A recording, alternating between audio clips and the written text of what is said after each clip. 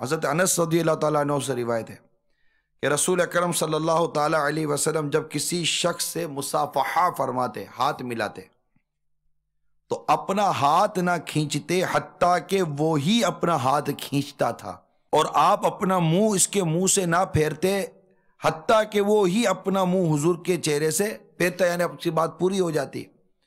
اور حضور صلی اللہ تعالیٰ علیہ وسلم کو کبھی نہ دیکھا گیا کہ حضور صلی اللہ تعالیٰ علیہ وسلم اپنے ہمنشین کے سامنے گھٹنے پھیلا کر بیٹھے، یعنی جیسے پاؤں لمبے کر کے بیٹھتے ہیں نا، اس طرح سرکار صلی اللہ تعالیٰ علیہ وسلم نہیں بیٹھا کرتے تھے۔ یہاں تک لکھا مفتی صاحب نے کہ حضور صلی اللہ تعالیٰ علیہ وسلم کبھی کسی مجلس میں کسی کی طرف پاؤں پھیلا کر نہیں بیٹھتے تھے، نہ اولاد کی طرف، نہ ازواج پاک کی طرف، نہ غلام و خادموں کی طرف۔ تو یہ اللہ کرے کہ ہمیں بھی یہ ادائیں آقا صلی اللہ تعالیٰ علیہ وسلم کی نصیب ہو جائیں۔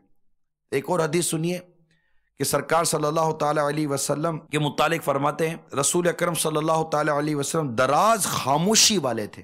خاموشی سے مراد دنیاوی کلام سے خاموشی، ورنہ سرکار صلی اللہ تعالیٰ علیہ وسلم کی زبان مبارک اللہ کے ذکر مبارک سے تر رہا کرتی تھی، اور لوگوں سے بلا ضرورت کلام نہیں فرمایا کرتے تھے۔ اور یہ تو جائز کلام کا ذکر ہے، ناجائز کلام تو عمر بھر کبھی زبان مبارک سے ادا ہوا ہی نہیں ہے، نہ کبھی جھوٹ، نہ غیبت، نہ چگلی۔ ساری عمر شریف میں ایک بار بھی زبان سے یہ اس طرح کی بری باتیں ادا نہیں ہوئی۔ اللہ تبارک و تعالی ہم سب کو کفل مدینہ عطا فرما دے۔ اور میں نے جو سرکار مدینہ صلی اللہ تعالی علیہ وآلہ وسلم کے چند اوصاف کریمہ، عادت کریمہ کے متعلق جو چند مدنی پھول عرض کرنے کی کوشش کی، اللہ تعالی ہمیں اس پر عمل کرنے کا جذبہ عطا فرمائے۔